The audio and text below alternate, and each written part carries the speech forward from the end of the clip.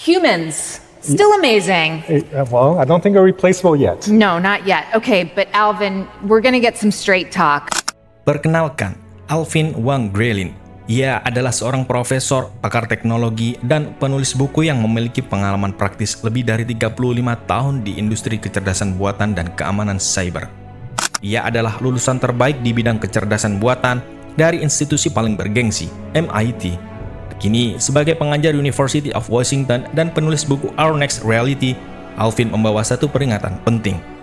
Jika revolusi AI tidak diatur dengan benar, sisi kemanusiaan kitalah yang akan menjadi korbannya.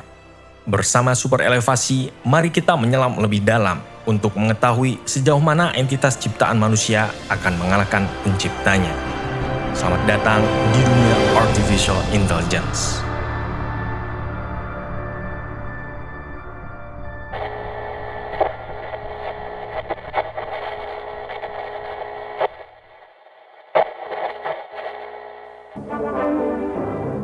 The Thinking Machine.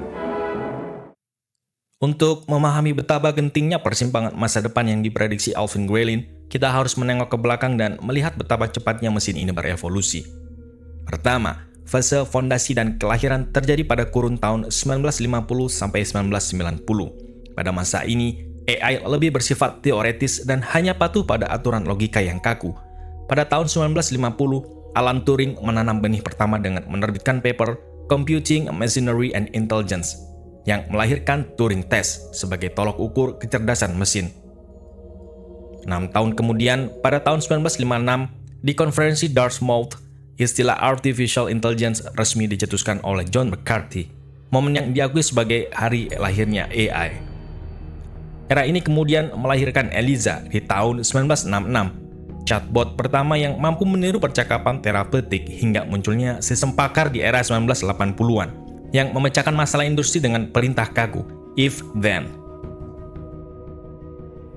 Kedua, era deep learning and big data terjadi pada kurun tahun 2000 sampai 2017.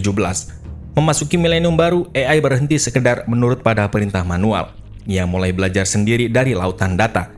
Dunia terhenyak ketika superkomputer IBM Deep Blue menumbangkan juara catur dunia Garry Kasparov pada tahun 1997. Namun, titik balik sesungguhnya terjadi pada 2012 ketika jaringan saraf tiruan bernama AlexNet menjuarai kompetisi ImageNet, membuktikan bahwa mesin kini memiliki mata yang tajam.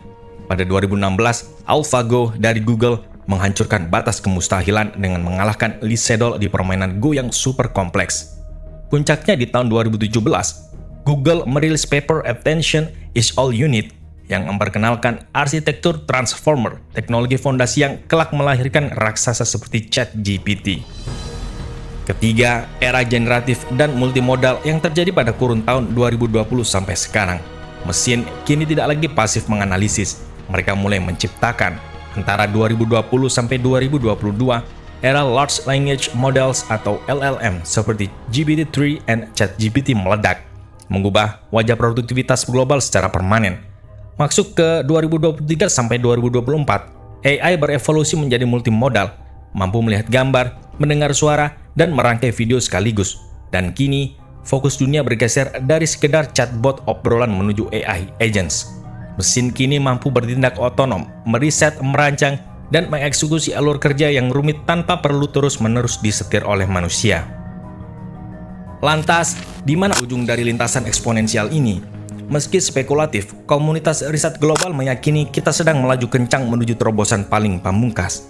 Saat ini kita berada di era Artificial Narrow Intelligence, di mana AI adalah spesialis yang sangat ahli di satu tugas. Namun, para ahli memproyeksikan bahwa antara tahun 2029 hingga 2040, kita akan mencapai Artificial General Intelligence, mesin dengan kemampuan kognitif setara manusia di semua bidang.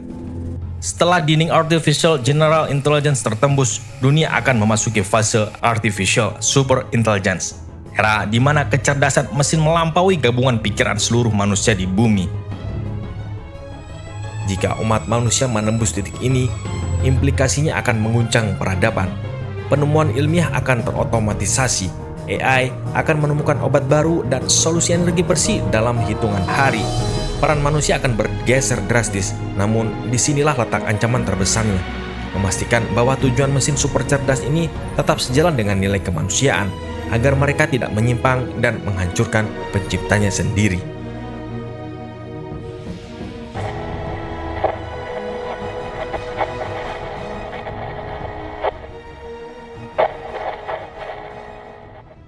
We are really at this inflection point, and the inflection point, not the traditional one that just keeps going up.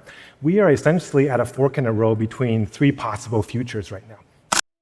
Berdasarkan pengamatannya, Alvin memprediksi bahwa dalam 5 hingga 10 tahun ke depan, pilihan kita hari ini akan menentukan satu dari 3 masa depan yang akan dialami oleh peradaban manusia.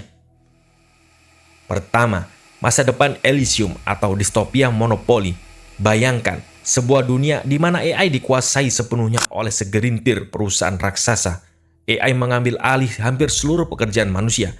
Hasilnya, munculnya kelas triliuner baru yang hidup dalam kemewahan absolut, sementara miliaran manusia lainnya dipaksa hidup miskin, menganggur, bergantung pada sisa-sisa sumber daya dan kehilangan martabatnya. Kedua, masa depan Mad Max atau kiamat perang AI. Skenario ini jauh lebih brutal. Negara-negara besar saling curiga dan berlomba menciptakan senjata AI untuk mendominasi dunia. Saat AI diintegrasikan ke dalam sistem senjata militer mematikan, mesin akan mengambil keputusan lebih cepat dari nalar manusia. Ketakutan geopolitik ini pada akhirnya akan memicu perang dunia besar-besaran atau bahkan kiamat nuklir yang menghancurkan segalanya. Ketiga, masa depan Star Trek atau utopia kelimpahan bersama. Ini adalah satu-satunya jalan keluar yang aman. Bayangkan jika umat manusia menyingkirkan egonya dan bekerja sama membangun CERN untuk AI, sebuah laboratorium global yang menyatukan orang-orang paling jenius di bumi. AI tidak lagi menjadi alat monopoli korporat atau senjata militer, melainkan digunakan untuk menyelesaikan masalah dunia bersama-sama, menciptakan era kesejahteraan tanpa batas, kedamaian, dan eksplorasi ilmu pengetahuan.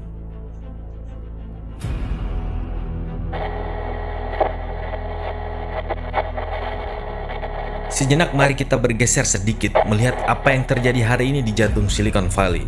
Baru-baru ini Anthropic, sebuah perusahaan yang secara ironis didirikan dengan misi utama keselamatan AI, menciptakan sebuah entitas kecerdasan buatan super canggih bernama Cloud Mythos. AI ini memicu gelombang kepanikan global karena satu alasan fatal. Ia bukan lagi sekedar program pencari kutu, melainkan mesin pembunuh pertahanan digital yang mampu menemukan dan mengeksploitasi celah keamanan komputer secara otonom. Skala kecerdasannya membuat para ahli keamanan cyber merinding. Dalam pengujiannya, Mythos berhasil mengendus celah keamanan berusia 27 tahun yang selama ini terkubur di dalam sistem operasi OpenBSD, sistem yang dikenal secara global memiliki pertahanan paling aman. Model ini juga secara mandiri membongkar kerentanan berusia 16 tahun pada pengkodean video, sebuah celah yang luput dari jutaan kali pemindahan alat penguji otomatis buatan manusia. Namun, hal yang membuat Cloud Mythos benar-benar menakutkan adalah kemampuannya merakit senjatanya sendiri. Laporan evaluasi independen membuktikan bahwa Mythos adalah model AI pertama di dunia yang mampu menyelesaikan simulasi serangan peretasan jaringan perusahaan secara utuh dari awal hingga akhir. Ekonomi kejahatan siber dunia telah berubah selamanya. Sadar bahwa mereka telah melahirkan sebuah monster digital, Anthropic menolak keras merilis Mythos ke publik secara umum.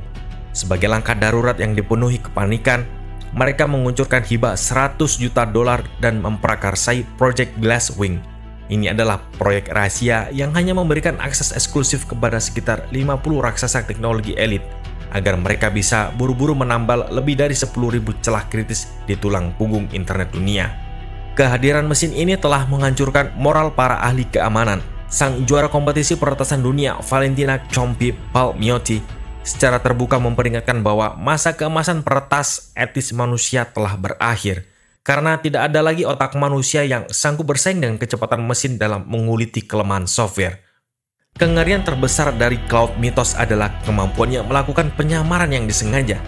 Sistem ini secara otonom mampu menyembunyikan jejak peretasannya sendiri, memanipulasi memori proses, dan mengakses kredensial penting yang sengaja dipilih untuk tidak disediakan baginya. Komunitas teknologi global menyebutnya sebagai momen Chernobyl bagi masa depan siber peradaban kita. Perintis AI peraih Nobel Fisika, Geoffrey Hinton, bahkan memperpendek peluang kepunahan umat manusia akibat AI menjadi 10% hingga 20% dalam 3 dekade mendatang. Dan ketika gelombang kecerdasan otonom dewa ini menghantam realitas industri kita hari ini, retakan-retakan nyata langsung mengangal lebar di meja-meja kerja lokal kita, meruntuhkan benteng pertahanan para pekerja yang selama ini merasa aman di balik layar komputer. Lantas, bagaimana nasib anak-anak muda kita yang hari ini sedang dipersiapkan untuk menyambut visi besar Indonesia Emas 2045?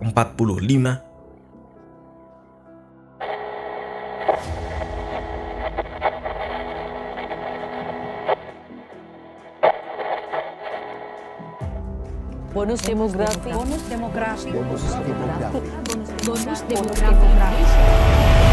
Saat ini Indonesia berada dalam momen yang sangat menentukan. Pemerintah dengan lantang menggemakan visi Indonesia Emas 2045. Sebuah mimpi satu abad kemerdekaan di mana fajar bonus demografi diproyeksikan membawa Indonesia keluar dari jebakan negara berpenghasilan menengah. Kita dijanjikan bahwa melimpahnya penduduk usia produktif akan menjadi motor ekonomi yang dahsyat bagi kejayaan nasional. Namun, data resmi dari Badan Pusat Statistik membongkar keretakan struktural yang sangat mengkhawatirkan pada generasi muda kita saat ini. Pada tahun 2025, tercatat ada sebanyak 19,44% anak muda berusia 15 hingga 24 tahun di Indonesia yang berstatus NEET atau Not in Employment, Education, and Training. Ini berarti ada sekitar 8,6 juta jiwa anak muda kita yang terjebak dalam ruang hampa. Mereka sedang tidak bersekolah, tidak bekerja, dan tidak pula sedang mengikuti pelatihan keterampilan apapun. Generasi muda kita juga harus menghadapi badai ketidakcocokan keterampilan atau vertical mismatch. Data Sakernas menunjukkan ada sekitar 35,36% pekerja muda terpaksa bekerja di sektor yang sama sekali tidak sesuai dengan tingkat pendidikan yang telah mereka tempuh dengan susah payah. Di saat yang sama, sekitar 7,8 juta anak muda dari Gen Z terpaksa bertahan hidup sebagai pekerja kasar di sektor informal demi menyambung hidup. Sementara 31,5 juta lainnya terperangkap dalam ekosistem kemitraan mandiri yang tidak stabil dan rentan tanpa jaring pengaman sosial dasar. Untuk selamat dari ancaman otomatisasi kognitif ini, Indonesia diproyeksikan membutuhkan sedikitnya 9 juta talenta digital terampil hingga tahun 2030. Namun kenyataannya, sistem pendidikan formal kita hari ini baru mampu memenuhi sekitar 25% dari kebutuhan raksasa tersebut. Kesenjangan sebesar 75% talenta yang belum terpenuhi ini adalah bom waktu yang siap meledak di tengah-tengah fajar bonus demografi kita. Program pelatihan ulang seperti Digital Talent Scholarship dan Kartu Prakerja Digital yang disediakan pemerintah saat ini baru mampu menjangkau sekitar 2 juta peserta. Angka ini terasa sangat kerdil di hadapan lautan angka kerja aktif kita yang kini telah melampaui 140 juta jiwa. Anak muda kita dipaksa berlari kencang tanpa alas kaki, mengejar kereta cepat kecerdasan buatan yang melesat tanpa memedulikan siapapun yang tertinggal di belakang rel pembangunan. Dan di atas rel pembangunan yang sama, seluruh umat manusia kini berdiri di sebuah tepi tebing sejarah global, mencoba meraba ke arah mana lokomotif peradaban ini akan membawa kita.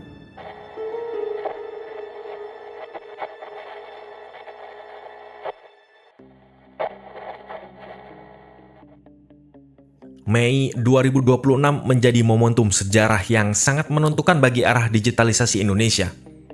Presiden Prabowo Subianto dijadwalkan akan menandatangani peraturan presiden mengenai peta jalan nasional kecerdasan buatan. Perpres ini dirancang oleh pemerintah melalui Kementerian Komunikasi dan Digital, bukan untuk membatasi inovasi, melainkan untuk membangun fondasi tata kelola teknologi yang inklusif, beretika, dan menjaga kedaulatan digital nasional. Kita tidak boleh membiarkan Perpres AI ini hanya berakhir sebagai dokumen administratif yang ompong di hadapan gelombang PHK massal korporasi yang berkedok efisiensi teknologi. Kita harus menuntut langkah konkret yang tegas. Pertama, transformasi dari soft regulation ke hukum imperatif mendesak pemerintah agar tidak hanya mengandalkan surat edaran etika AI yang bersifat sukarela. Kita membutuhkan undang-undang ketenagakerjaan yang adaptif, yang secara eksplisit mendefinisikan ulang hubungan kerja kemitraan digital agar para pekerja gig mendapatkan hak upah minimum, jaminan kesehatan, dan perlindungan dari pemutusan hubungan kerja sepihak oleh algoritma. Kedua, audit algoritma dan transparansi sistem. Sistem korporasi teknologi yang beroperasi di Indonesia wajib membuka kotak hitam algoritma manajemen mereka. Keputusan otomatis yang mempengaruhi penilaian kinerja, penonaktifan akun mitra ojol, atau pengurangan karyawan harus dapat dijelaskan secara rasional dan manusiawi melalui kerangka explainable AI. Ketiga, pajak AI untuk pendanaan jaring pengaman sosial. Perusahaan yang memotong jumlah tenaga kerja manusia demi efisiensi AI harus dikenai retribusi khusus yang dialokasikan untuk mendanai program pelatihan ulang skala nasional yang inklusif dan berkelanjutan bagi para pekerja yang terdampak disrupsi. Keempat, pendidikan berbasis kolaborasi manusia-mesin, menggeser paradigma kurikulum pendidikan nasional ke arah penguasaan teknologi yang human-centric, berfokus pada kolaborasi manusia-mesin seperti penggunaan robot kolaboratif dan pemecahan masalah kompleks.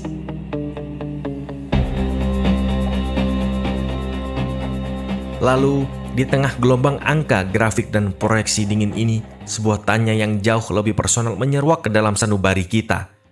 Bagaimana nasib anak-anak kita di tahun 2026 ini? Anak-anak yang hari ini kita antar ke gerbang sekolah dengan senyum penuh harapan, tanpa menyadari bahwa apa yang mereka pelajari di dalam kelas mungkin sudah kadaluarsa, bahkan sebelum mereka sempat lulus. Peran kita sebagai orang tua bagaimana? Apakah kita hanya akan menjadi penonton pasif yang menyaksikan anak-anak kita terasing oleh algoritma, ataukah kita harus mengubah cara kita mendidik mereka? Beralih dari sekedar mencetak penghafal instruksi menjadi pengasuh jiwa-jiwa kreatif yang dipenuhi empati? Sebab, di era di mana mesin dapat meniru logika dengan sempurna, benteng terakhir pertahanan anak-anak kita bukanlah terletak pada lembaran kertas ijazah, melainkan pada kedalaman nilai kemanusiaan, karakter, dan ketahanan mental yang kita tanamkan di meja makan setiap hari. Biarlah semua berlalu seperti waktu dan kini hadapi